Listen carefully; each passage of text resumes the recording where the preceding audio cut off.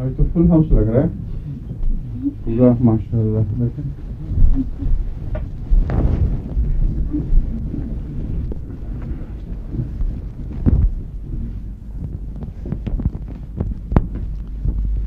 یہ جو ہماری نئی کلاس ہے اس کا یہ ہے واپسی کا سفر ہے. اور آپ کا واپسی کا سفر بعد میں ہوا ہے, ہمارا پہلے ہو چکا ہے. السلام علیکم. یہ آ گئی تو یاد صاحب کی بیگم بھی آ گئی ہیں واپس. کہاں رہی ہیں آپ؟ اچھا پہلے کراچی کی سیدھا کھا لیا. اچھا پھر لاہور پھر فیصل آباد پھر بس یہی چکر سے فیصل آباد. کیا حالات تھے؟ ٹھیک ٹھاک تھے سب؟ جی سب ٹھیک ہے. تو آپ کا علاج بھی وہاں کام آیا؟ جی بہت زیادہ. اچھا شادیان میں بہت زیادہ کام کیا. آپ باقاعدہ شروع تھوڑی ڈاکٹر کی دوائیاں لے گئی تھی, وہ کہہ رہے تھے کہ یہ اندر کی دوائیاں زیادہ کام کر رہی ہیں. اچھا ٹھیک ہے. پورا بھی گئی تھی. اچھا وہاں کس طرح؟ وہاں وہ 30 سال کی بیٹی تھی نا, اس کو بھی مل گئی. اچھا کمال ہو گیا پھر تو سارے وہ مناظر پورے کیے آپ نے. ٹھیک ہے شروع کریں سر. ہم کیا پڑھ رہے تھے پیچھے ڈاکٹر وشال صاحب فرمائیں. زندگی کے متعلق شروع کر دیا تھا, وہ بہت جلدی کر دیا شروع. وہ اس کو بھی فی الحال لٹکائیں بیچ میں, کیونکہ میرا خیال ہے کہ نزلہ شروع کیا تھا ہم نے. نزلہ یہ ماؤتھ کیویٹی, نیزل, آنکھ, کان, گلا اور سر. جب سر پہ آئیں گے تو پھر اس سے تعلق میں جو مرغی کا پھر اس کے بعد شروع کر دیں گے. سسٹمیٹک طریقہ ہوگا. وہ تھی بھی پوری ابھی پوری پریپیئر نہیں ہوئی تھی. بہت سی اس میں دوائیں ہیں, بہت احتیاط سے کرنے والا علاج ہے, کیونکہ اس میں اگر آپ کنونشنل ہو جائیں ایک دفعہ تو پھر ساری عمر مریض کو دوائیں دیتے رہنا پڑے گا اور کیور نہیں ہوتا. حالانکہ ہومیوپیتھی میں اگر احتیاط سے علاج کیا جائے تو بعض دوائیں کیوریٹیو ہیں, اللہ کے فضل سے پھر وہ بالکل ٹھیک ہو جاتے ہیں. تو کئی ایسے کیسز جب میرے پاس زیادہ وقت ہوا کرتا تھا ربان پرانے زمانے میں, کئی ایسے تھے اس کے بعد کبھی سوال ہی نہیں رہا کسی قسم کے اٹیک کا. تو جب روٹین میں یا وقت کی کمی کی وجہ سے علاج کرنا پڑے, اس میں مشکل یہ ہے کہ پھر وقتی طور پر دوائی بھی تھوڑا سا ٹھیک ہو گیا, پھر کھائی پھر ٹھیک ہو گیا, وہ کوئی بات نہیں بنتی. اس لیے اس کو دوبارہ میں لینا چاہتا ہوں. اس سے پہلے ہم اسی کو نزلاتی کو ختم کرتے ہیں. ٹھیک ہے. جو نزلہ زکام ہے یہ معمولی بیماری سمجھی جاتی ہے, مگر سب سے زیادہ بیہودہ اور تکلیف دہ چیز ہے جو آگے بہت سی بیماریوں پہ منتقل ہوتی ہے. نزلہ زکام کے بگڑنے سے وہ دمہ اور بعض دفعہ سل وغیرہ کے رجحانات بھی شروع ہو جاتے ہیں, اور پھیپھڑے رہ جائیں, کھانسیاں مستقل, پھر کئی قسم کے گلے وغیرہ کے کینسر بھی ہو جاتے ہیں, ناک متاثر ہوتا ہے, کان متاثر ہوتے ہیں, بہرا پن مستقل کا. یہ بہت ہی خطرناک چیز ہے جس کو روزمرہ کا نظرہ سمجھ کے نا تو اس کو لوگ چھوڑ دیتے ہیں, وقتی طور پر دوائی کھائی اور پھر اس کو بھول گئے. نزلے کا مستقل ایسا علاج ہونا چاہیے کہ نزلہ پیچھا چھوڑ دے, آئے تو بالکل معمولی سے وزٹ کر کے چلا جائے, کوئی گہرا باقی اثر نہ چھوڑے. اس کے لیے تیاری کرنی چاہیے آپ کو. اس سلسلے میں کچھ باتیں تو میں نے بتائی تھیں, کچھ اور باتیں میں نے پیش نظر رکھی ہیں. ایک تو یہ کہ جتنی بھی ریپرٹریز ہیں ان میں دواؤں کا ذکر تو ہے, لیکن یہ نہیں بتاتے کہ ان دواؤں میں مددگار علامتیں اور کون سی ہیں جن سے یہ دوا پچھانی جائے گی. وہ ہر دفعہ بتانی ضروری ہے. اس لیے جو واپسی کے سفر کا جو ہے ہمارا پروگرام, اس میں یہ سوچ رہا ہوں کہ ہر دوا جو آپ کو بتائیں اس کی مرکزی علامتیں پھر دہرائیں, چاہے 100 دفعہ دہرانی پڑیں, مگر وہی دوا اگر نزلے میں آئے گی تو اس کی مرکزی علامتیں وہاں بھی بتائی جائیں, انتریوں میں آئے تو وہاں بتائی جائیں, کان کی تکلیف میں ہو تو وہاں بتائی جائیں، ورنہ ایک نیا دیکھنے والا جو ہے اس سے کوئی استفادہ نہیں کر سکتا۔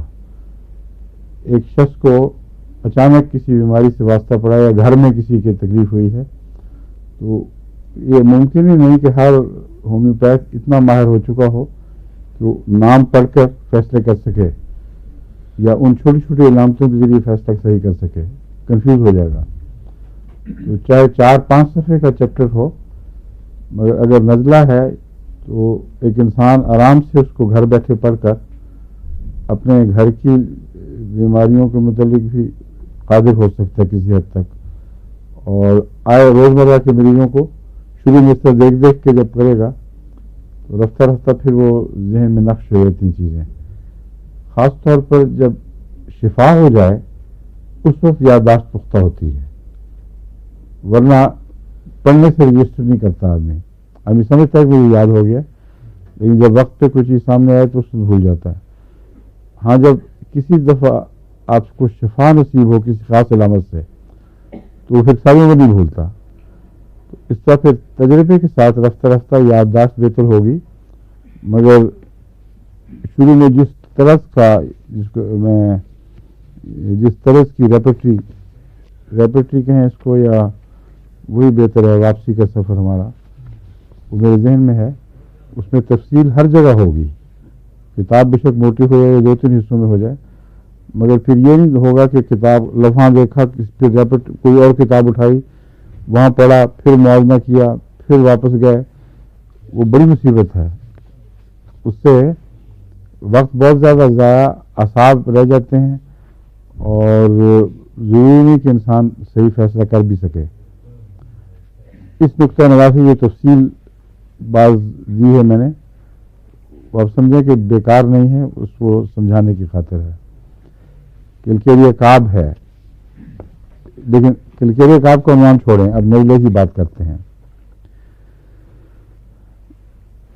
آپ کو یہ پتہ ہے نا کہ کلکیریہ کعب کس چیز کا کرونک ہے، پتہ کہ نہیں؟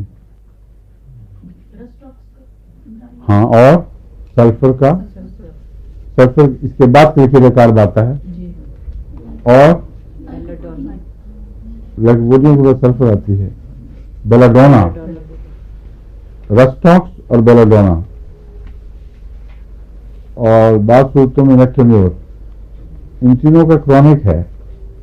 اس لیے اس کا نزلہ جو ہے وہ بنیادی طور پر وہ علامتیں رکھتا ہو اور ان دواؤں سے ٹھیک نہ ہو تو کلکیریہ کعب یاد رہنی چاہیے۔ بیلاڈونا کی خاص علامتیں کیا ہیں؟ سر کی طرف رجحان جب نزلہ ہوگا تو معروف حصے کی طرف خون کا دوران، اور نچلا حصہ ٹھنڈا، یہ ٹپیکل کلکیریہ کعب کی علامت بھی ہے۔ اس لیے وہ نزلہ ضروری نہیں کہ بیلاڈونا سے ٹھیک ہو جائے، اکثر نہیں ٹھیک ہوگا، وقتی طور پر اگر فوری طور پر دے دیں تو فائدہ ہوگا، ورنہ نہیں۔ تو اس وقت کلکیریہ کعب اس کا کرونک ہونے کی وجہ سے، اور یہی علامتیں جو کہ رکھتا ہے اپنے اندر، اس لیے یہ ہو سکتا ہے۔ لیکن ایک چیز جو آپ کے علم میں آنی چاہیے وہ یہ ہے کہ معاف کرنا، یہ گرمی سردی بولنے سے ڈلکمارا، ہاں ڈلکمارا دوا کی علامت یہ ہے کہ گرمی سے سردی، سردی سے گرمی، بار بار نزلہ ہو، پھر وہ پرانا ہو جاتا ہے، ناک میں بعض پھنس بھی جاتا ہے۔ ڈلکمارا اگر وقتی طور پر فائدہ دیتا رہے تو ہو سکتا ہے 2-3 دفعہ کے بعد فائدہ بند کر دے۔ ڈلکمارا کا کرونک بھی کلکیریہ کعب ہے، اور بہت ملتا ہے اس لحاظ سے۔ جن لوگوں کو ہلکی سی سردی سے یا موسم بدلنے سے بار بار نزلہ ہو اور ڈلکمارا فائدہ دیتا ہو، ان کو مستقل علاج کے طور پر کلکیریہ کعب دینا ضروری ہے۔ اور اول تو جب پہلی دفعہ ٹھیک ہو تو صحت کے دوران کلکیریہ کعب دینا چاہیے، کیونکہ ڈلکمارا اتنا گہرا نہیں جتنا کلکیریہ کعب ہے۔ جب کلکیریہ کعب پہ مریض کو رکھیں گے تو ہو سکتا ہے پھر لائکوپوڈیم کی بھی ضرورت پڑے، پھر سلفر کی بھی ضرورت پڑے، لیکن نزلے کے خلاف طاقت انسان کی بڑھتی چلی جاتی ہے۔ پھر اس کی اور علامتیں کیا ہیں کلکیریا کاپ کی؟ مسلس کی ریلیکسیشن ہے، مسلس پھیل جاتے ہیں اور ڈھیلے پڑ جاتے ہیں، وینز بھی پھولتی ہیں اور گلینڈز ہر جگہ متاثر ہوتے ہیں کلکیریا کاپ سے. اور لوکمارا کی علامت sensitive to coming of cold weather and when weather changes, یہ بتا چکا ہوں میں آپ کو.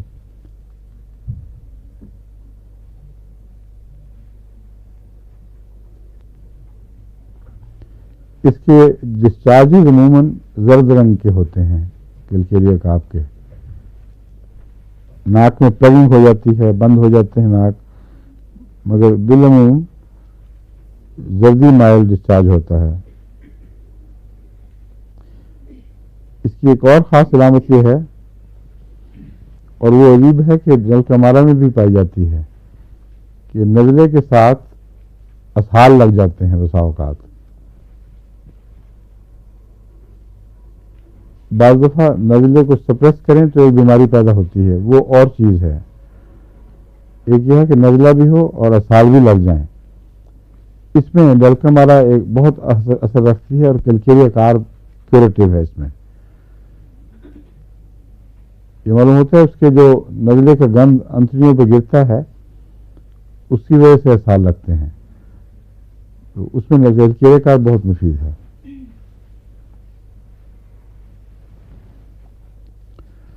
لیکن ایکیوٹ میں پہلے ڈلکمارا سے شروع کریں اس کو، کیونکہ ڈلکمارا میں بھی چونکہ علامت پائی جاتی ہے اور ایکیوٹ دوا ہے، اس لیے جہاں بھی کوئی مریض کہے نزلہ بھی ہے اور اسہال بھی ہیں وہاں بلا توقف ڈلکمارا دیں، اور ڈلکمارا کے بعد کلکیریا کاپ.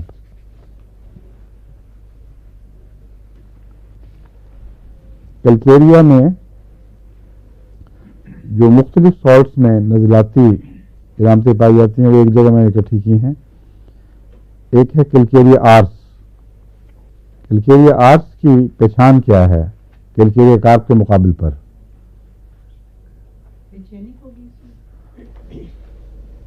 کیوں جی؟ اچانک کمزوری اور پیرالیٹک ٹینڈنسی. نزلے کے ساتھ اگر فالجی علامتیں، کوئی جلد سو جائے، ہاتھ پاؤں میں کمزوری آ جائے یا سارے جسم میں اچانک کمزوری آئے تو آرسنک کی بے چینی تو نہیں مگر آرسنک کی کمزوری بہت نمایاں پائی جاتی ہے اس میں. اور کلکیریا خود بھی اگر اس کا بیلنس بگڑے تو شدید کمزوری پیدا کرتا ہے. اس لیے کلکیریا اور آرس دونوں مل کر نزلے میں خاص طور پر بہت کمزوری دکھاتے ہیں.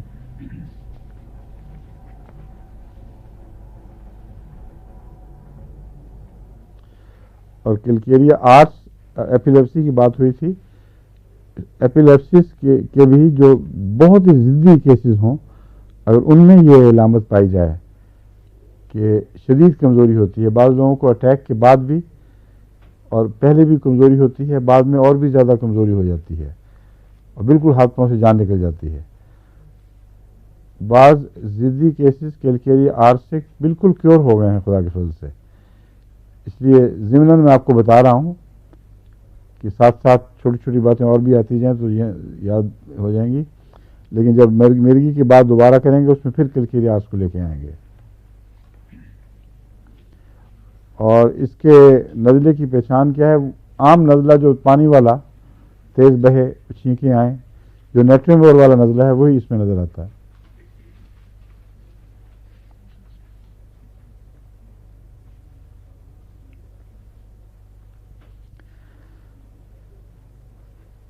کلکیریا سلف،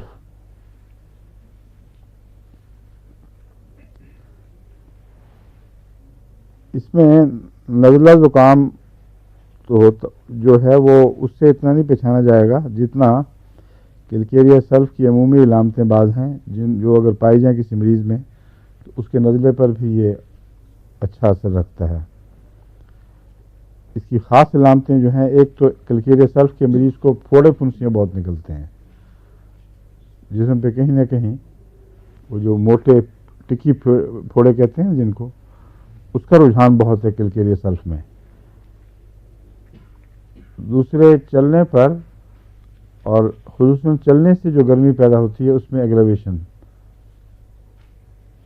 مگر یہ تو نزلے کو کوئی مریض تو آپ کو نہیں بتائے گا، لیکن یہ تو آپ پتہ کر سکتے ہیں اس سے کہ تمہیں کوئی پھوڑوں پھنسیوں کا رجحان تو نہیں ہے. ایک سوال ہی، اگر وہ کہ کوئی نہیں تو پھر کیلکیریا اور سیلف کو بھول جائیں. کیلکیریا سیلف میں یہ ضرور پایا جاتا ہے رجحان. اور جہاں تک مزاج کا تعلق ہے، افینڈ بڑی جلدی ہو جاتا ہے مریض اور محسوس کرتے ہیں میری بہت بےزتی ہو گئی ہے.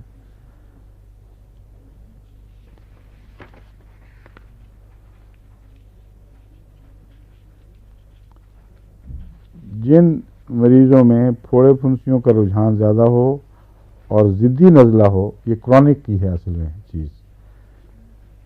کرونک نزلے کے لیے یہ چوٹی کی دوا ہے اگر یہ مزاج ملتا ہو.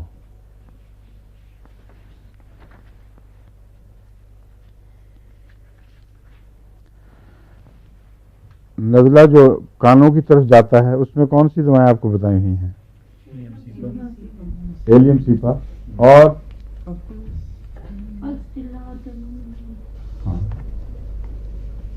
اور نزلہ جانے کی نہیں ہے، اور کوئی بتائیں. سلفر ٹھیک ہے، امونیم کارب رائٹ. اور کاسٹیکم میں بھی یہ رجحان ہے. یہ میں نے کاسٹیکم پہلے بتایا تھا غالباً، مگر یہ بھول گیا تھا بتانا.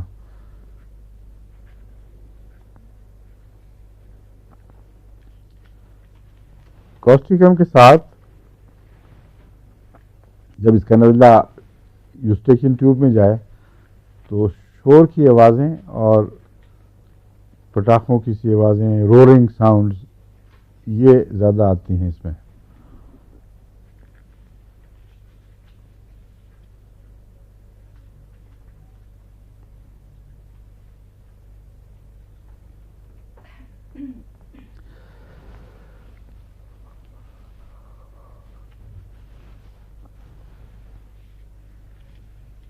کیڈمیم سلف بھی نزلے میں اچھا ہے اگر اولڈ نیزل کٹار، یہ بھی کرونک جو ہے نا نزلے ان میں مفید ہے. اور کیڈمیم سلف چونکہ بہت ڈیپ ایکٹنگ دوا ہے، اگر نزلے کے ساتھ ناک کی ہڈیوں میں زخم ہو جائیں اور ہڈیاں کھائی جا رہی ہوں جیسا کہ سفلس کے مریض کو ہوتی ہیں، یا مرک میں بھی علامتیں پائی جاتی ہیں، تو اس میں کیڈمیم ایک اچھی دوا ہے. مگر کیڈمیم کی بعض خاص علامتیں ہیں وہ ہونی ضروری ہیں.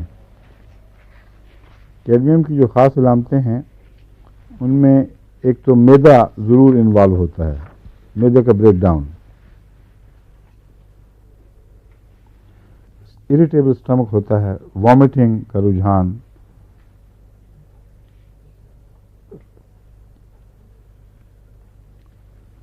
بے چینی آرسنک جیسی.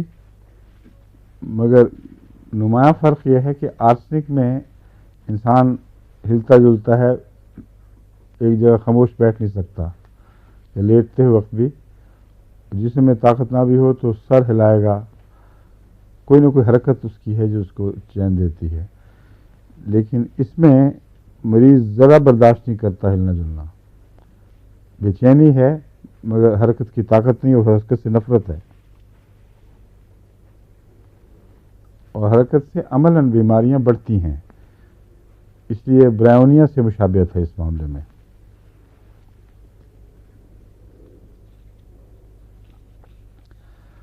اور کمزوری بعض دفعہ اچانک ہوتی ہے اور اتنی زیادہ ہو جاتی ہے کہ زنک کی طرح، زنک میں نروس پروسیسن بہت زیادہ ہوتی ہے، اس میں بھی نروز کی کمزوری بہت زیادہ غیر معمولی طور پر بڑھ جاتی ہے.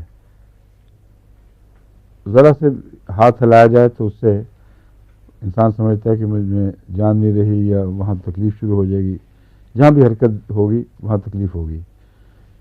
مگر برائونیا میں وہ جو تکلیف ہے وہ رومیٹک زیادہ ہے، اس میں اعصابی ہے. اس لیے زنک سے مشابہ ہے اس پہلو سے. اور جب یہ نزلہ ہو تو گلے پہ گرتا ہے جب، تو گلے کے جو مسلز ہیں وہ کمزور ہو جاتے ہیں، اور خاص طور پر اس کی پہچان یہ ہے کہ نگلنا مشکل ہوتا ہے. گلا خراب ہو یا نزلہ ہو، اگر گھونٹ بھرنا مشکل ہو اور طاقت کم ہو جائے تو اس صورت میں یہ دوا مفید ہے. لیکن بعض جگہ گھونٹ اس لیے مشکل ہوتا ہے کہ درد بہت ہوتا ہے، گھونٹ بھرتے وقت درد ہو تو اس کے لیے ویدیا قسم کی دوائیں ہیں، مگر یہ ہے کمزوری کے لحاظ سے صرف نیم فالجی حالت.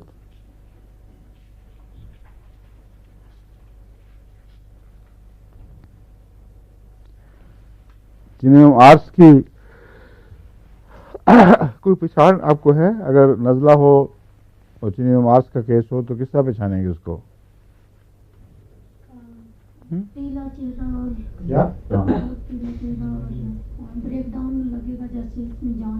جیسے پرانے ملیریا کا مریض ہو، درد چمڑی مینڈک کے اندر پیٹ کی طرح، اور بعض دفعہ بیگ لٹکے ہوتے ہیں آنکھوں کے نیچے، اور بالکل خون پتلا پانی ملا ہوا خون، اس ٹائپ کا مریض اگر ہو جس کا سارا بریک ڈاؤن ہو، تو ایسا مریض بعض دفعہ کرونک نزلے کا مریض بھی ہوتا ہے. اس کے لیے چینیم آر ضروری ہے، اس کے بغیر اور کوئی دوا کام نہیں آئے گی. اور پھر اس میں خون کی آمیزش بھی شروع ہو جاتی ہے نزلے میں، کیونکہ میوکس میمبرینز بریک ڈاؤن کر جاتی ہیں.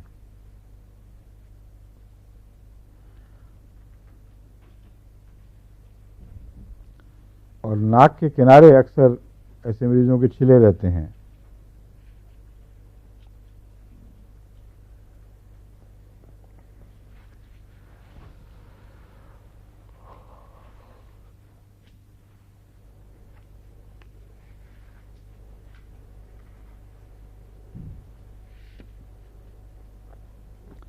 ہائیڈریسٹس کی کیا پہچان ہے؟ کسی کو پتہ ہے؟ ہائیڈریسٹس بنیادی طور پر کس چیز کی دوا ہے؟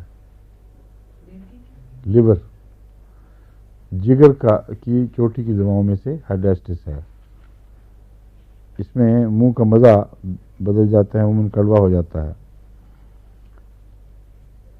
اس میں یا بالکل سفید نزلہ ہوگا یا بالکل زرد رنگ کا اور روپی.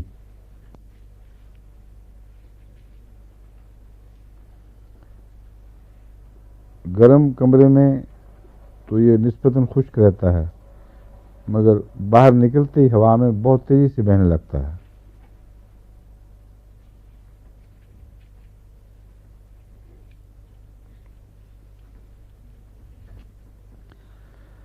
ہائیڈریسٹس کی کرونک نزلے میں پہچان یہ ہے کہ السریشن ہو جاتی ہے. اس میں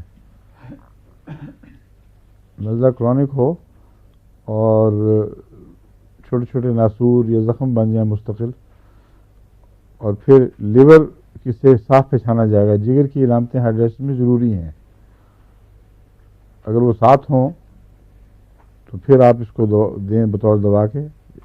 اکثر یہ گہرا اثر کرنے والی دوا ہے اور میلیگنینسی میں بھی کام آتی ہے. اس لیے اگر نزلے سے السر ہوں جن سے خطرہ ہو کہ وہ کینسر بن جائیں گے، تو اس میں بھی ہائیڈریسٹس مفید ہے.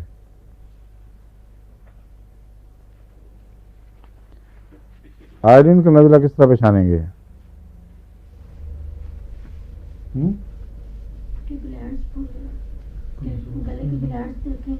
آئرین کا نزلہ جب تک آئرین کا مریض نہیں پہچانا نہیں جا سکتا. نزلہ الگ نہیں پہچانا جا سکتا.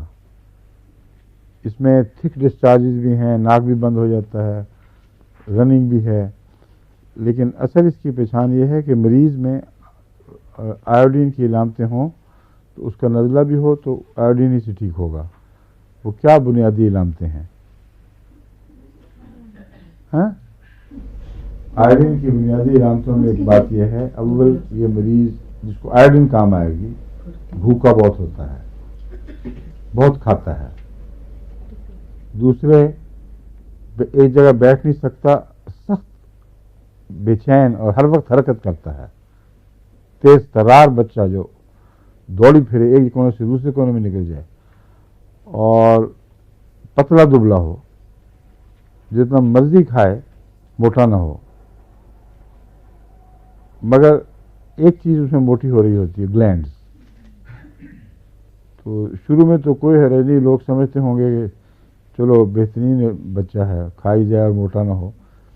مگر کچھ دیر کے بعد اس کے گلینڈز پھول کے باہر آنے شروع ہو جاتے ہیں, یہاں تک کہ نہایت ہی ہیبت ناک بچہ دکھائی دیتا ہے. پیٹ میں صرف سوجے ہوئے گلینڈز ہیں, پیٹ پھولا ہوا ہے لیکن چربی سے نہیں, گلینڈ اس میں گٹھلیاں باہر آئی ہوئی ہوں.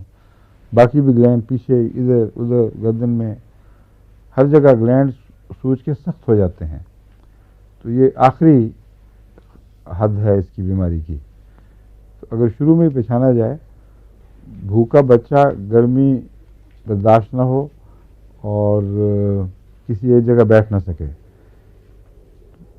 اس صورت میں اس کو آئوڈین سے علاج شروع کریں, بہت جلدی اللہ تعالیٰ کی فضل سے شفا پا جاتا ہے. بعض بچے ہیں جو ایکٹیو ہیں بہت, مگر بھوک نہیں لگتی, مگر باقی آئوڈین کی طرح ان میں گلینڈز بھی زیادہ نہیں ہوتے, مگر ان کے دوڑنے پھرنے کی وجہ سے, شرارتوں کی وجہ سے ان کو میں نے آئوڈین دے کے دیکھی, وقتی فائدہ دیا اس نے, مگر بہت زیادہ نہیں. بھوک نہ لگے اگر تو نکسوامی کا اس صورت میں زیادہ بہتر ہے, اور پھر اس کے بعد دوسرا علاج بھی کچھ کرنا پڑے گا. نکسوامی کا بھی بعض دفعہ عارضی اثر دکھاتی ہے. تو جو بچہ بے بھوک کے ہو وہ بڑھتا نہیں ہے, اس کے لیے جب اس کا موقع آئے گا نا, کمزور بچے, اس وقت ہم بات کریں گے انشاءاللہ.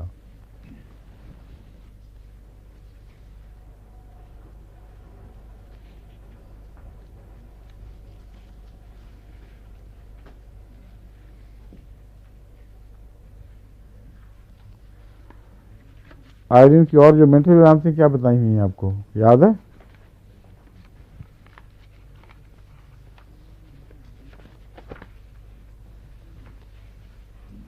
آئرین کی بڑی ضروری ہیں مینٹل علامتیں.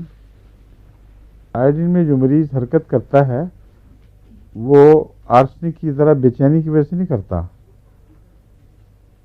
وہ اگر حرکت نہیں کرے گا تو اندر جو اس کی جو موومنٹ کی خواہش ہے وہ اندر خطرناک ارادوں کی صورت میں اٹھتی ہے. پھر اس کا دل چاہے میں کسی کو قتل کر دوں, کسی کو مار دوں, کچھ اور نقصان کر بیٹھوں یا توڑ پھوڑ کر دے, تو اس کے اندر جو ایکسٹرا انرجی قید کی ہوئی ہوتی ہے وہ بے چینی نہیں بلکہ ایکسٹرا انرجی آپ سمجھیں, اس کا ریلیز ہونا ضروری ہے. اگر ایسے بچے کو باندھ کے رکھ دیں گے تو پاگل ہو جائے گا. اس لیے آئوڈین ہی علاج ہے اس کا, مگر یہ مینٹل سمٹم آپ کو ضرور یاد رکھنی چاہیے. کریوزوٹ کی کیا علامتیں ہیں خاص نزلے کی؟ کاٹنے والا, چھیلنے والا. لیکن چھیلنے والے تو بہت ہوتے ہیں. ناک کے کنارے جو ناک کے کنارے بھی میں آپ کو بتایا ہے. مسوڑے ہوتے ہیں نرم, اور کہیں سے دبائیں تو خون نکل رہا ہے. اس کی 3 علامتیں بنیادی یاد رکھیں تو کریوزوٹ کو آپ مس نہیں کر سکتے. کریوزوٹ کے 3-4 سمجھ لیں. کریوزوٹ کے مریض کی پھڑکن بڑی ہے, کچھ نہ کچھ پھڑکے گا, اس کا آنکھ پھڑکے گی, کچھ اور جگہ جگہ اس میں پھڑکنے کے رجحان, اور نبض محسوس ہوتی ہے سارے جسم میں. وہ پھڑکنے کی وجہ بھی یہی ہے غالباً, جسم میں ہر طرف نبض محسوس ہوتی ہے. دوسرے دبانے پر خون کا اخراج. اگر کریوزوٹ کے مریض کو مسوڑے کو ذرا سا دبائیں وہاں سے خون نکلے گا, گلا دیکھتے ہوئے چمچہ لگائیں گے تو خون نکلائے گا. اور یہ جو خون کا رجحان ہے یہ ہر طرف سے پھر بہتا ہے, مگر مستقل بہتا نہیں رہتا. دبائیں تو کچھ بہے گا اور پھر ٹھہر جائے گا. مگر چھیلنے والا, تیسری جو علامت ہے نا, ہر قسم کا اخراج چھیلنے والا ہے. اس میں تیزابیت پائی جاتی ہے، تیزی پائی جاتی ہے۔ کریوزوٹ میں عموماً تو سیاہی مائل خون کا رجحان زیادہ ہے، مگر بالکل سرخ خون بھی نکلتا ہے، اس لیے وہ کوئی ایسی پہچان نہیں کہ اس پر ڈپینڈ کیا جائے۔ دانتوں کے مسوڑے گل سڑ کے الگ ہو جاتے ہیں اور ہڈیاں گلتی ہیں، مگر بنیادی پہچان وہی ہے کہ ذرا سا دباؤ اور خون جاری، اور سارے جسم میں تپکن اور پٹھے پھڑکنا اور نبض کا احساس۔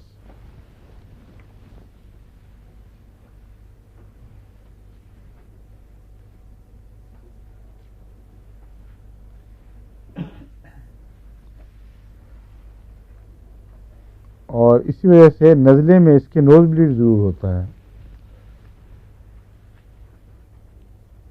وہ نزلہ جس میں خون بھی ساتھ جاری ہو، اگر کمزور مرے مارے مریض میں ہو تو چینیمم آرس کی طرف دھیان جانا چاہیے۔ اگر ویسے پرخون ہو اور اس کی دھڑکنوں نبضوں کی سر رکھتا ہے تو سرہانے بھی اس کو نیند بعض مشکل نہیں آتی، اس لیے کہ پھڑکتے رہتی ہیں لگیں، اس کو کریوزوٹ دینا چاہیے۔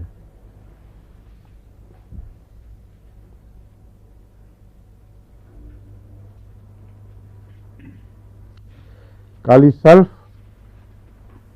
کس کام آتی ہے؟ آپ کو پڑھائی تھی ابھی کچھ دیر ہوئی ہے، یاد ہے؟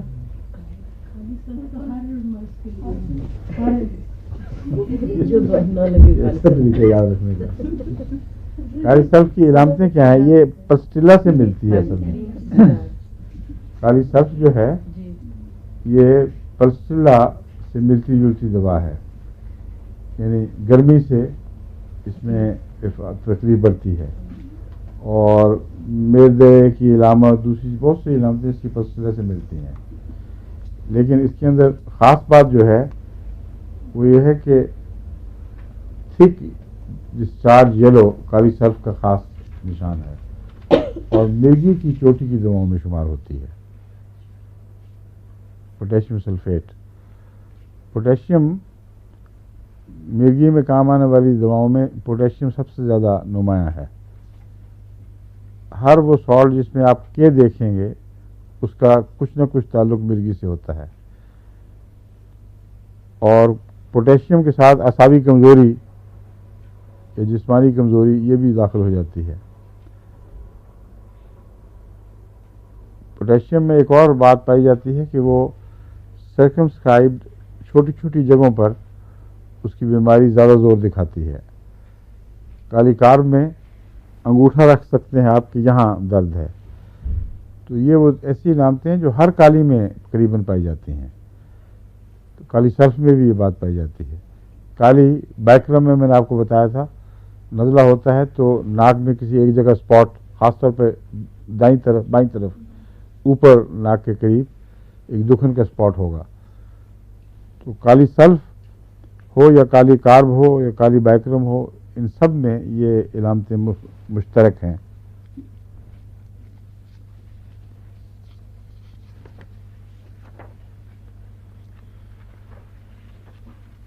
ایک اور اہم دوا نیٹرم سلف ہے جو نزلوں میں بھولنی نہیں چاہیے۔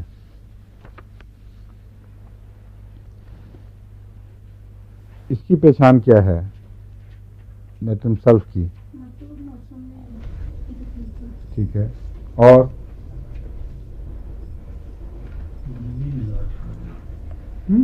دمے کے لیے وہ تو وہی بات ہے، مرطوب موسم میں ہوگا۔ اور کچھ خاص باتیں اس کی بتائیں۔ انگلیوں کے کنارے پھٹ جاتے ہیں تو اس میں کیا یہ جو کریکس انگلیوں میں آ جاتے ہیں، رات کو 3 بجے جی ایسی بات بتائیں کہ وہ کوئی مریض آئے تو آپ اس کو پہچان لیں پھر کہ یہ نیٹرم سلف کا مریض ہے۔ ہم نے نیٹرم سلف کی 1906 ہے، ایسا مریض جو نزلاتی مریض ہو اس کو کس طرح پہچانیں گے کہ نیٹرم سلف یا دوسری دواؤں کی میں وہ علامتیں بتا رہا ہوں جو مشترک ہیں جو نزلے کے علاوہ پائی جانی چاہیے. سردی سے تکلیف سارے بحث نہیں کر رہا. سردی سے تکلیف ہوتی ہے. کیا اس کی سردی سے تکلیف ہوتی ہے. نیٹرم سلف کو نیٹرم سلف میں ایک تو یہ بات یاد رکھیں آپ اچھی طرح کہ جتنی بھی سر کو چڑھنے والے گلے امراض ہیں نزلاتی، ان میں یہ چوٹی کی دوا ہے، خاص طور پر جو میننجائٹس، وہ نزلہ جو دماغ کو چڑھ رہا ہو، سر کو چڑھتا ہو، اس میں نیٹرم سلف کو نہیں بھولنا چاہیے. اس میں میننجائٹس پیدا کرنے کی علامتیں کافی پائی جاتی ہیں، سمجھے ہیں. اور ویسے پتلا بھی مواد ہوگا، گاڑھا بھی ہوگا، دونوں طرح کے ملتے ہیں، لیکن اس کے ساتھ آرنیکا کی طرح ہڈیوں میں بروزنگ بھی پائی جاتی ہے، جو یوپیٹوریم میں بھی پائی جاتی ہے.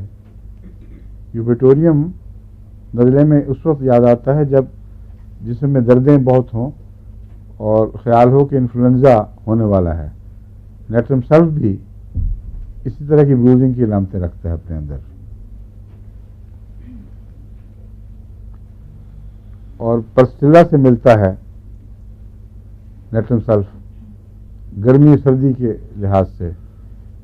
بند گرم کمرے میں تکلیف پڑے گی، کھلی ہوا میں نسبتاً بہتر محسوس کرے گا مریض.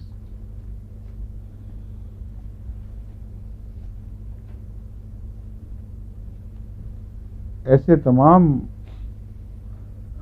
امراض جو سردیوں کے موسم سے گرمیوں میں جاتے وقت ہوتے ہیں، ان میں پسٹیلا سے ملتی جلتی دوائیں بھی کام آتی ہیں. برائونیا بھی سردی سے گرمی میں جانے کی دوا ہے.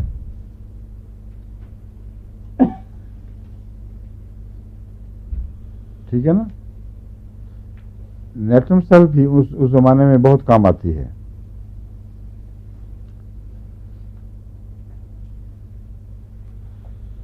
اور اس میں مسلس کی ٹویچنگ بھی شامل ہے.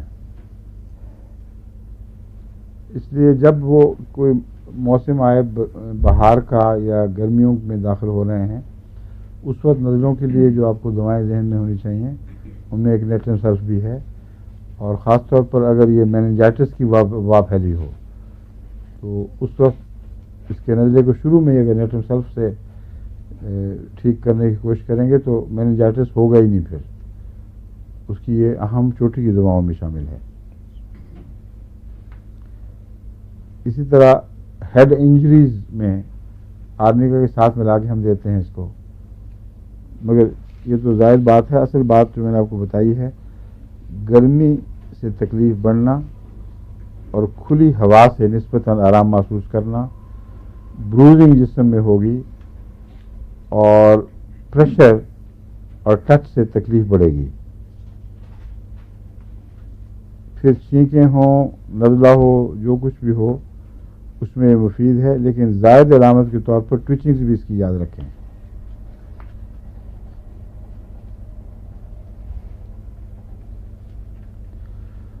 اور اس کا جو کلائزہ ہے وہ وہی ہے جس طرح کہ میں نے بتایا تھا نیٹرم اور میں چھینکیں اور کھلا نزلہ.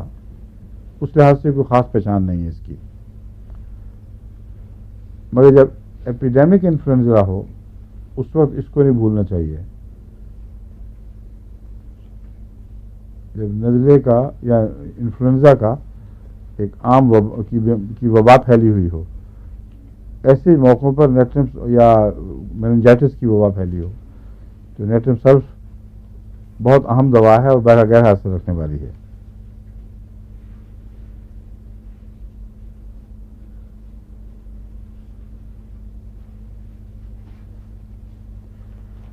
ایک نیٹرم کارب بھی ہے جس کا نزلے پر اثر ہے.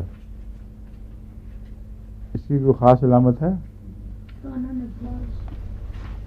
اگر دھوپ لگنے سے، لو لگنے کے بعد نزلہ ٹھہر جائے، اس میں نیٹرم کارب بیان کیا جاتا ہے. اگرچہ میرے ہاتھوں میں کوئی اس پرائن نزلے میں کبھی شفا نہیں ہوئی یا مجھے اس کا طریقہ نہیں آیا استعمال کرنے کا، مگر کتابیں لکھتی ہیں کہ نیٹرم کارب پرانی پرانی نزلاتی تکلیفیں جو لو لگنے کے بعد ٹھہر جائیں اور ناک کے پیچھے نہ گرے، اس کے لیے نیٹرم کارب اچھی دوا ہے۔ ایک علامت ایسی ہے جس میں یہ ضرور کام کرتا ہے، وہ ہے ناک کا یہاں سے خاص طور پر کچا پن اور سرخ ہونا، جیسے ہمارے یہاں بعض پائے جاتے ہیں ناک، تو اس میں نیٹرم کارب نزلے میں مفید ثابت ہو سکتی ہے۔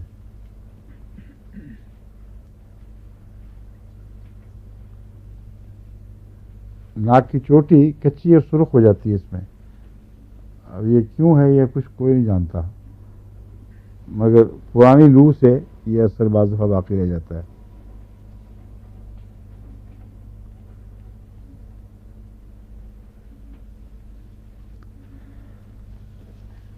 اور کوئی علامت اس کی؟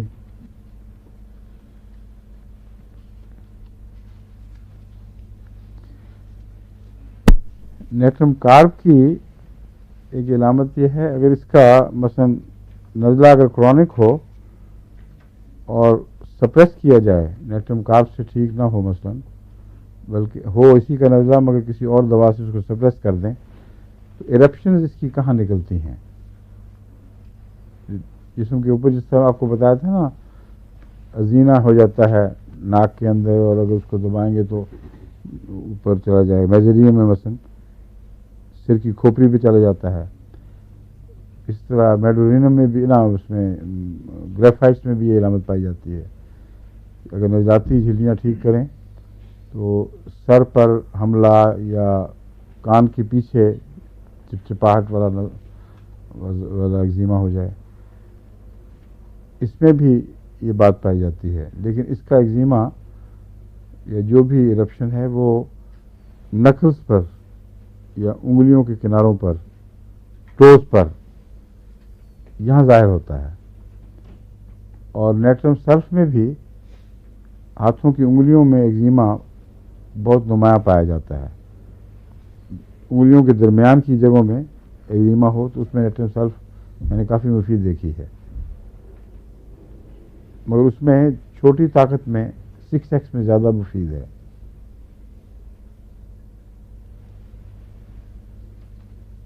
فنگر ٹپس پہ ہوں، نکز میں ہوں یا ٹوز میں، اگر نزلے کا عدلنا بدلنا اس سے پایا جائے تو پھر نیٹرم کارب ایک معین واضح علاج ہے، ورنہ پھر ناک دیکھیں اس کا، اگر ایگزیما نہ ہو ایسے مریض کو تو غور سے ناک کی ٹپ دیکھیں،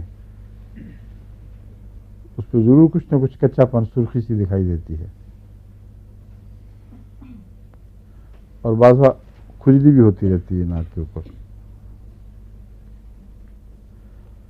اور چونکہ اس کا ہیٹ اسٹروک سے تعلق ہے، ایسا مریض گرمی برداشت نہیں کرتا، یہ بھی ایک پہچان ہے۔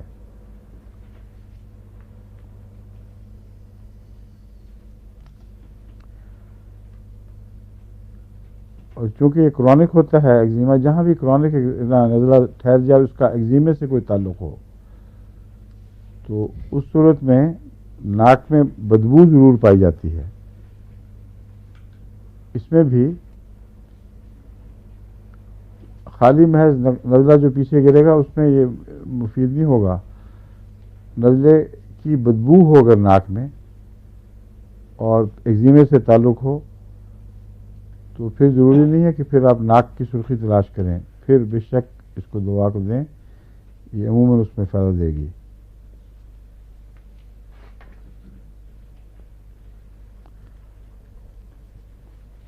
السریشن کا رجحان اس میں ہے بہت نمایاں، میوکس میمبرینز کے اوپر، منہ میں بھی، زبان پر، کلوں میں السریشن وغیرہ ہو جائے اس میں بھی یہ مفید ہے، مگر باقی علامتیں جو میں نے بتائی ہیں وہ ملتی ہوں تبھی ہوگا۔ گرم مزاج مریض ہوگا، اس کا گرمی سے تکلیف پڑے گی۔ نیٹرم فاس کی کیا خاص علامت ہے، کسی کو یاد ہے؟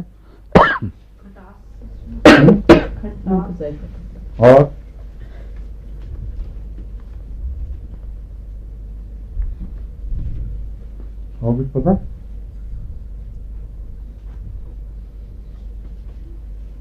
نیٹرم فاس میں معدے کی کھٹاس ہوتی ہے، مگر وہ ضروری نہیں کہ پہچانی جائے. بسا اوقات معدے کی کھٹاس اگر ڈکار کے ذریعے اوپر نہ آئے تو معدے میں کھٹاس کے احساس کا کوئی مادہ نہیں ہے، کوئی طاقت نہیں ہے. معدے کے اندر تیز تیزاب بھی ابلتا رہے تو معدے کے اندر کھٹاس پیدا نہیں ہوگی. زیادہ سے زیادہ بعض لوگ جلن کی شکایت کریں گے، لیکن کھٹاس کا پتہ تب چلتا ہے جب ڈکار کے ساتھ تھوڑا سا پانی اچھلے، پھر وہ گلے کو لگتا ہے، بہت تیز کاٹتا ہے پھر. لیکن ہر مریض میں نہیں ہوتا. کئی مریضوں سے میں نے پوچھا، کہتے ہیں بالکل کوئی تیزابیت نہیں، وہ سمجھتے ہیں کہ کبھی کھٹاس محسوس نہیں ہوئی، لیکن ہوتے ہیں تیزابیت کے مریض، باقی علامتوں سے پکڑے جاتے ہیں. اس لیے نیٹرم فاسٹ میں تیزابیت تو ہے ہی، مگر اس کی خاص پہچان کیا ہے؟ اس کے پسینے میں بھی کھٹاس تھی. کیا ہوگا؟ پسینے میں بھی بو ایسی ہوگی جیسے کھٹاس تھی. ہاں، وہ مریض کو پسینہ کہاں سنتے پھریں گے. اس کا سردیوں کے موسم میں آج کے موسم پسینہ آتے نہیں کسی کو.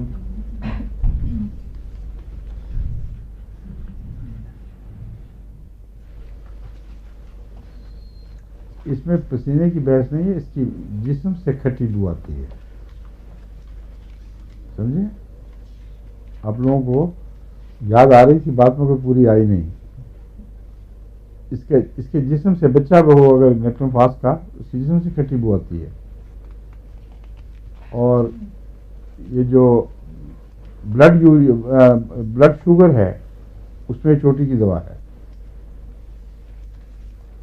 نیٹرم فاس خون میں اگر شوگر کا لیول اونچا ہو جائے اس میں یہ بہت اچھی ہے. مگر نزلے میں خاص پہچان کیا ہے؟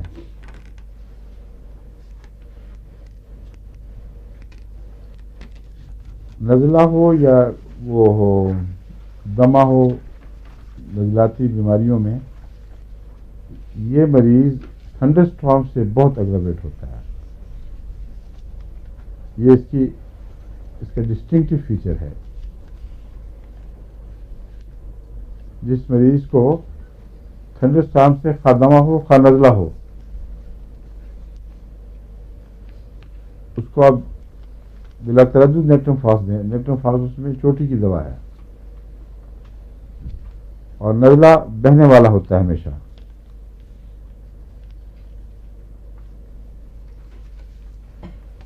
اور جب یہ پرانا ہو جائے نزلہ تو پھر جم جاتا ہے اور گاڑھا بھی ہو جاتا ہے اور زرد بھی ہو جاتا ہے. لیکن کچھ اس میں پس کی علامتیں بھی پائی جاتی ہیں، جیسے پیپ سی ہو. عام نزلہ نہیں بلکہ ہلکا سا پیپ کا مادہ اگر اس میں پایا جائے تو پھر یہ دوا اچھی ہے. اسی طرح جب بھی نزلہ سنکتا ہے انسان تو ساتھ خون بھی نکلتا ہے. خون نکلنے والے، ناک سے خون نکلنے والی دواؤں میں اس کو بھی شامل کر لیں.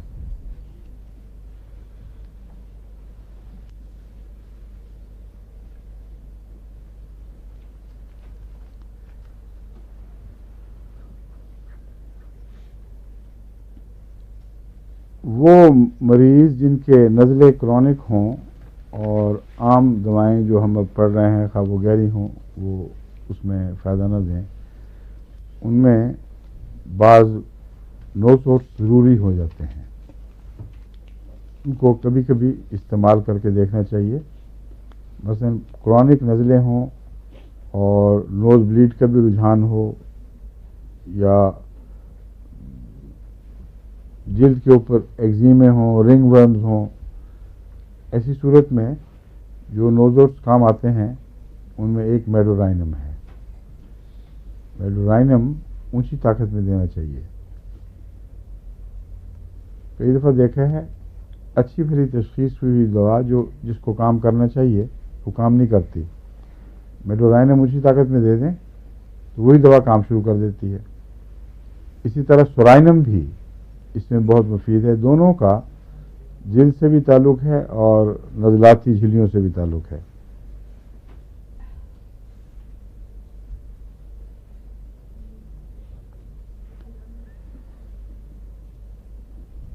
اور اگر نزلہ کے دوران یا سردی لگے تو نزلہ بھی ہوتا ہو اور پیشاب بار بار آئے تو اس میں میڈورائنم چوٹی کی دوا ہے. پولی یوریا بعض دفعہ شوگر کی وجہ سے ہوتا ہے، اس میں تو جب تک آپ ذیابیطس کا علاج نہ کریں وہ ٹھیک نہیں ہو سکتا.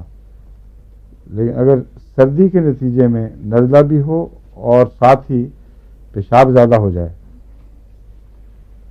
تو اس میں میڈورائنم بہت افیکٹو ہے خدا کے فضل سے، مگر اونچی طاقت میں دینا پڑے گا.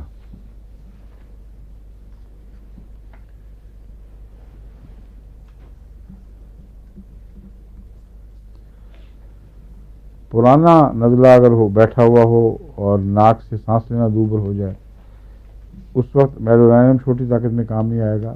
گو ہائی CM کی ایک خوراک دے دیں، یا کم سے کم 1000 ہو تو 1000 دے دیں.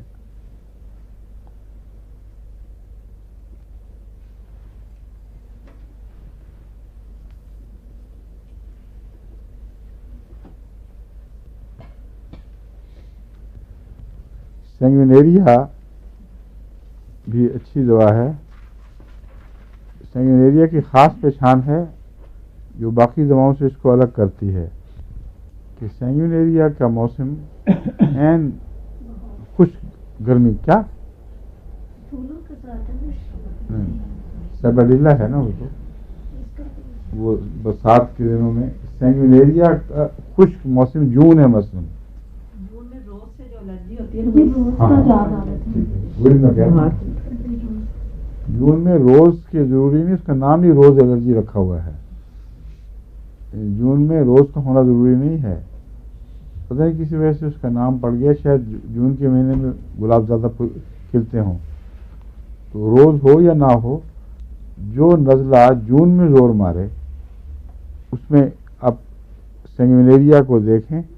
سینگوینیریا کی کچھ اور علامتیں ہیں جو مثلا یا چہرے پر حملہ ضرور کرتا ہے، اور دائیں طرف اسپائجیلیا بائیں طرف ہے تو سینگوینیریا دائیں طرف حملہ کرتا ہے، یا بائیں طرف ہی کرتا ہے. یہ بھی دائیں طرف ہی ہے نا، ویسے دونوں طرف دائیں طرف میں ویسے دونوں طرف احتیاطاً کہہ دیا آپ نے. دائیں طرف مجھے یاد تھا، ٹھیک ہے. اور دائیں طرف والی کون سی چیز ہے؟ میکفاس اور سیلیشیا. نہیں، نزلاتی چیزوں میں نہیں، وہ اندر کے نزلے کی بات نہیں کر رہا. یہ جو نزلوں کا اثر باہر ہو یا نروز کے اوپر تکلیف ہو، یعنی دائیں طرف چہرے میں نویلجیا ہو جائے، اس میں چوٹی کی دوائیں 3 ہیں، ایک میکفاس، ایک سیلیشیا اور ایک سینگوینیریا. فرق یہ ہے کہ سینگوینیریا کو گرمی سے تکلیف بڑھتی ہے اور گرم مزاج ہے نسبتاً، اور سیلیشیا اور میکفاس یہ سرد دوائیں ہیں، ان کو گرمی سے آرام ملتا ہے. کیوں؟ اچھا امجاد صاحب کیا بتاتے ہیں آپ؟ ابھی بیگم صاحب کو الزام لگا رہی ہیں، کیا بات ہے؟ کیا دیکھیں نہیں بتا دیں نا پھر کیا دیکھا تھا؟ دائیں طرف کا کیا؟ اعصابی درد چہرے کا کالمیاں بھی ہے. ٹھیک ہے، مگر اس پر نزلے کی بات ہو رہی ہے. نزلہ کس طرح پہچانا جائے گا؟ اگر نزلہ ہو اور گرمیوں میں بڑھ کے، خاص طور پر جون کے مہینے میں، تو عموماً اس کے ساتھ دائیں طرف کا نویلجیا یا وہ نزلہ یہاں بیٹھ جاتا ہے، اس کو دونوں صورتوں میں پھر ناک کے دائیں بائیں کیا کہتے ہیں ڈاکٹر صاحب اس کو آپ؟ سائنائٹس جو ہوتا ہے، سائنوسائٹس اس کے سینگوینیریا میں بہت ملتا ہے. ٹھیک ہے.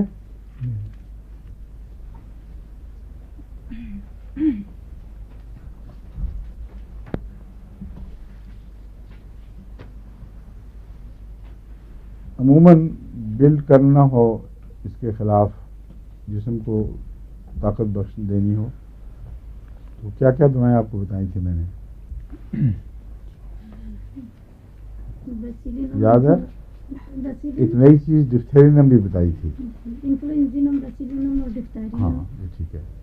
اور نیٹریم نہیں، اگر مستقل بلڈ کرنا ہو نا تو اس میں نیٹرمیور نہیں ہے. نیٹرمیور وقتی چیزوں کے تو اوپر کام آتی ہے. عموماً ڈفتھیرینم بہت اچھی ہے. سورائنم، ڈفتھیرینم کے ساتھ انفلوئنزینم، یہ جب نزلہ نہ بھی ہو تو کبھی کبھی دیا جائے تو اس سے خدا تعالیٰ کے فضل کے ساتھ نزلے کے خلاف طاقت پیدا ہو جاتی ہے. اسی طرح سورائنم سے بھی اگر مریض ٹھنڈا ہو، اگر مریض گرم ہو تو سلفر.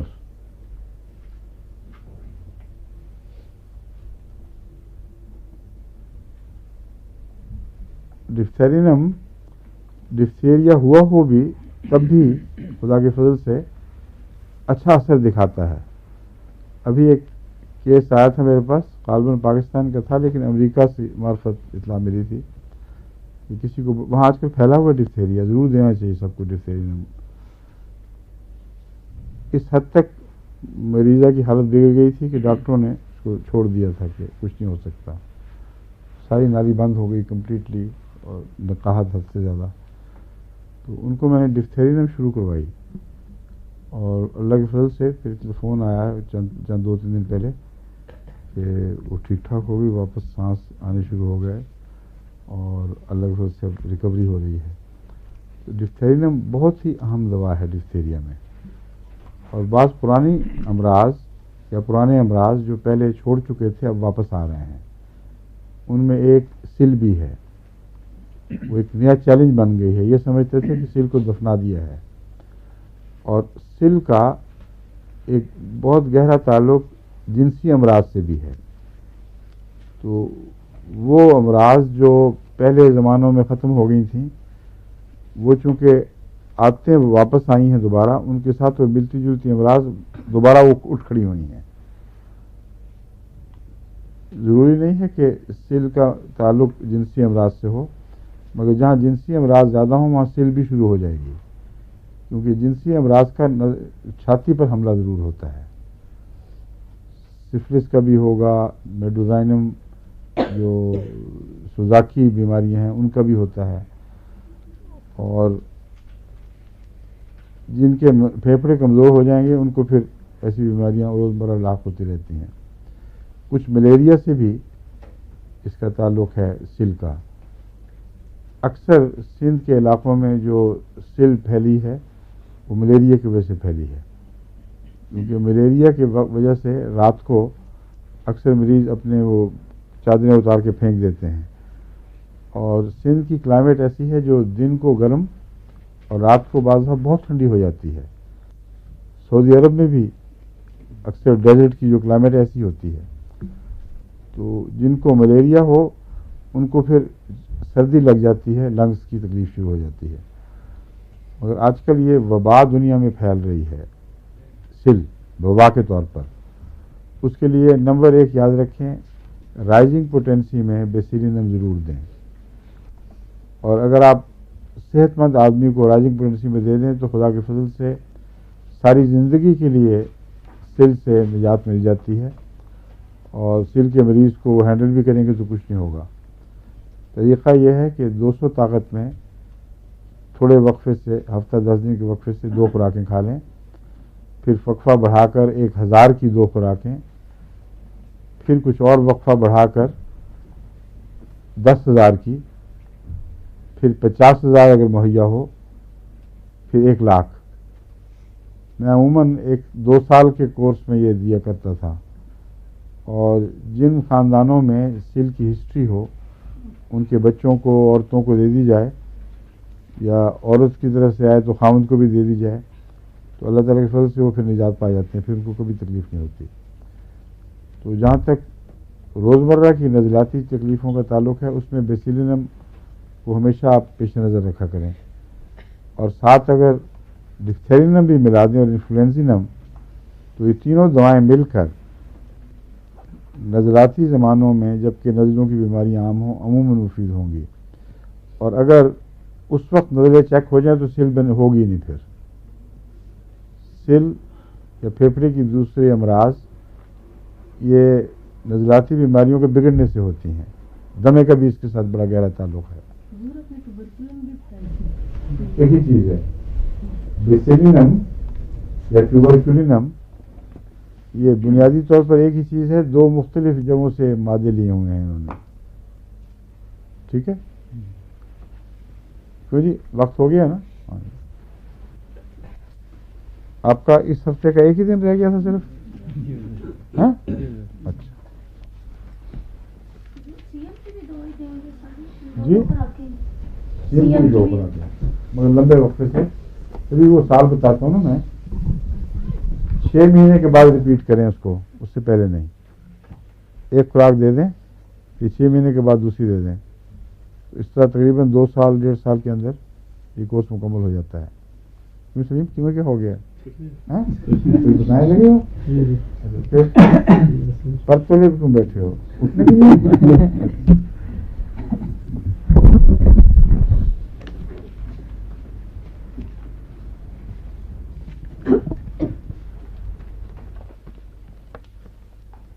आज के डॉक्टर बशारत साहब मेरी काफ़ी मदद कर रहे हैं इस मामले में।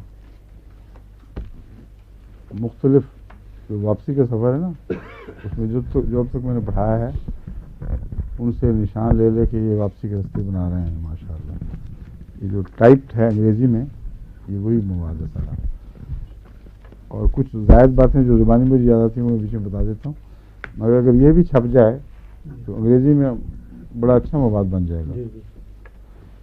सिर्फ फ़र्क यह है कि बाज़ दवाओं के दौरान बाज़ और बातें आती रहेंगी याद, आखिर पर फिर इनको भी इकट्ठा करना होगा। इसको तो आप इसी तरह चैप्टर वाइज बनाई जाएं, और उर्दू तर्जुमा जो है वो फ़रत वाकर करती हैं स्पेशलिस्ट, हाँ, या उर्दू लेक्चर से ले लेती हैं। तो इस तरह इंशाल्लाह ये दोनों किताबें इकट्ठी छप सकती हैं। अंग्रेज़ी के लिए अब हमें मज़ीद ट्रांसलेशन की ज़रूरत नहीं है। ठीक है ना, ये ले लें।